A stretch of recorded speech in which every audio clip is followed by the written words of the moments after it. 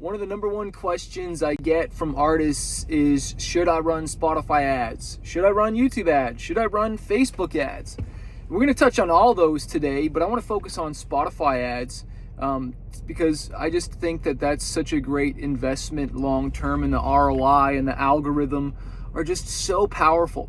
I just want to let you know that this episode is sponsored by VisionCityArt.com. If you guys need design, you need album covers, you need single covers, or you need a campaign, really, that's what we specialize in putting together a campaign. So you don't just have the cover, but you have all the assets to promote it, merch, all that stuff, all the IG posts, banners, all that stuff. So you can do a proper launch and really get it out there, okay? VisionCityArt.com. So on one of the calls with my coaching students, he wanted to grow his Spotify. And I may have said this before on the podcast, is that, look, if you want to grow your Spotify, run Spotify ads. If you want to grow YouTube, run YouTube ads. If you want to grow Facebook, run Facebook ads, okay? And the reason is when someone's already on a platform, they're on Facebook or they're on YouTube or they're on Spotify, when you try to get them to jump platforms, like if they're on Spotify and you're trying to get them to jump to YouTube, there's friction there. When you're trying to get them to go from Facebook outside of Facebook, there's friction there.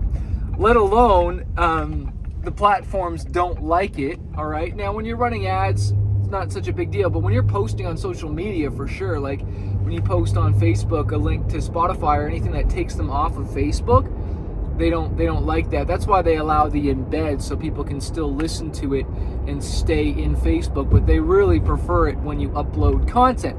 But that's not the purpose of this episode. That's just some free advice there for you. So, do Spotify ads work? Yes, they do. And the reason you would want to run Spotify ads would be to promote a new song, right? But there's different types of Spotify ads. So, once the song is released, like any song that you've already got out, you can run Spotify ads to promote that song. And you want to be very narrow when you're targeting. Like I was telling this student that, look, don't try and pretend that you sound like an artist that you don't. Don't try and reach fans that aren't your demographic. And I think for his demographic, we were like, they're at least 30 plus, maybe even 35 plus. So I was like, don't try and stroke your ego and think you need to be hitting the 18 to 24s, you know, because it's just lying on deaf ears. You're an older demographic, and that's fine. Embrace that. In fact, you've got a demographic that has more money, so potentially they could spend more money with you on merch and stuff like that, or buy tickets, okay, as opposed to just an 18 or younger crowd. So just embrace that. Be cool with that. Don't try and force people that aren't into your music. Same thing, like if you know that your audience is mostly males, don't even bother targeting females. Like, put your ad in front of the most likely responsive fans, because that way you're using your money wisely. All right, so we're kind of getting into targeting and narrow, but I want you to spend your money wisely. And that's what's so awesome about these platforms, is that you can narrow target certain artists, certain age, and then you can go even into location and language, like what language they speak. So we can do all this stuff.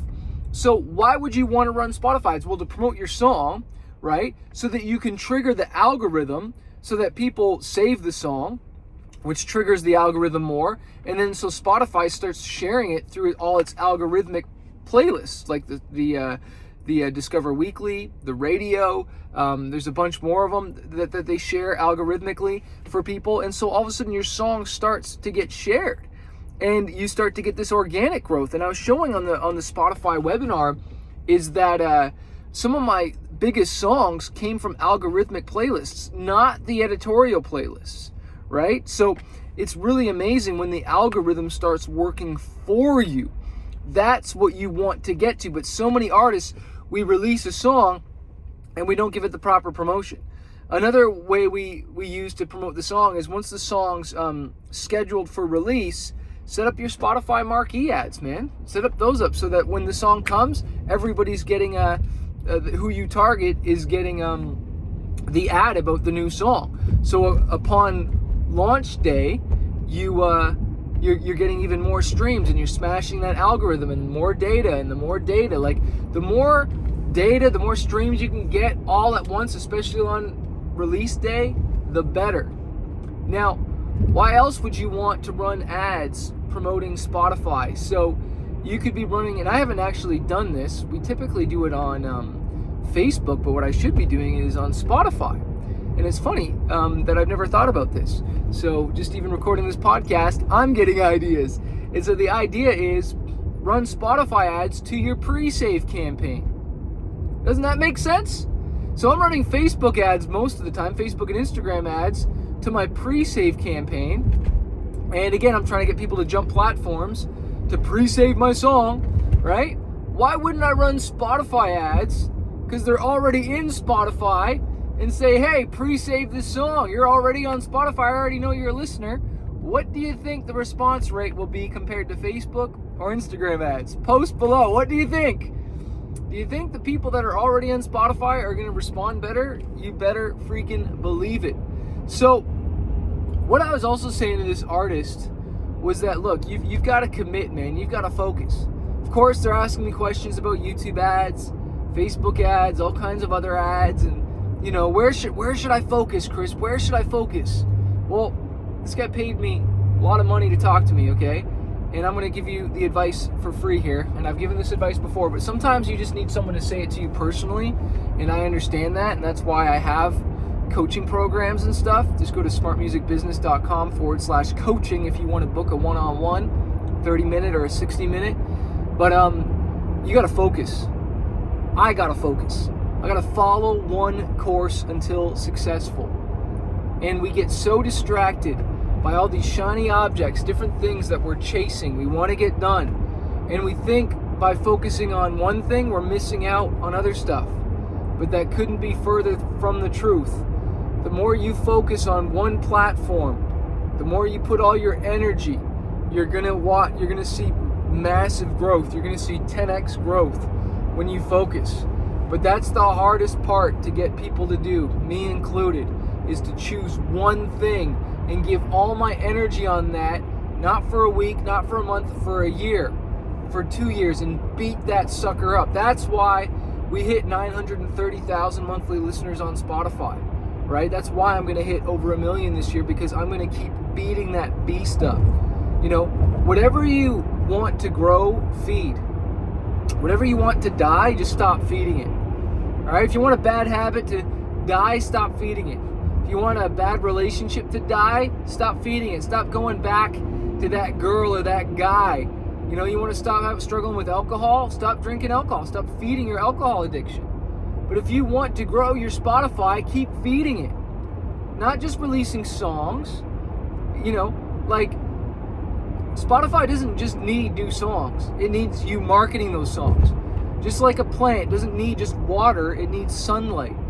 Just like it doesn't need just sunlight, it needs water as well. It needs good ground. It needs like 3 good things, right? Well, for a lot of artists, you're just feeding it one thing. And you think just like quantity. And you're just whipping out songs and you're not promoting them. You're not marketing them. You don't have a strategy. The album, the artwork looks like junk. And, you know, you don't realize that people don't hear you first, they see you first, but you got to be willing to invest in good design and in good marketing and in good mixing and mastering. That was what I loved about this artist, is that he was willing to invest in good music. And now I just had to convince him, not really convince, but just let him understand, well, now you got to market that. Like, you're willing to spend good money in making the songs and getting the mixed, mastered, and hire good producers, good people.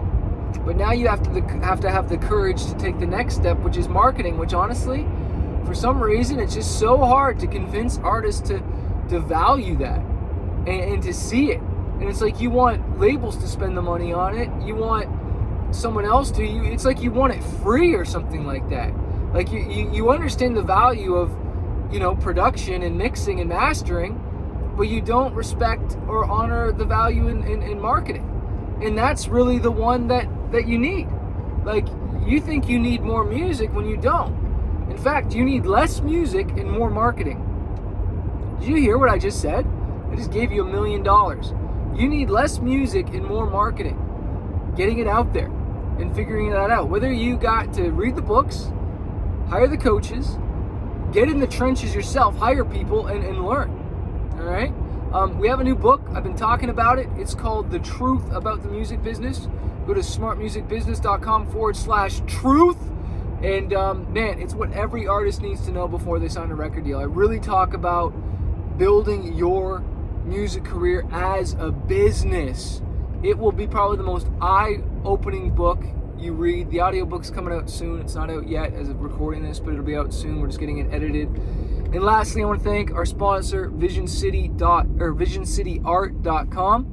If you need album artwork, single artwork, and a campaign, so I'm talking about not just the cover, man. We need the banners for Spotify, Facebook, Instagram, YouTube thumbnails. You need to take that artwork and turn it into a shirt so that you can monetize that. Sell it on tour, sell it on your site, print on demand, so you can really blow things up. All right, it's a boutique agency. It's for those that are serious about investing in their music career. Go to VisionCityArt.com. And I want to remind you that a fighter isn't someone who never fails. A fighter is someone who never quits.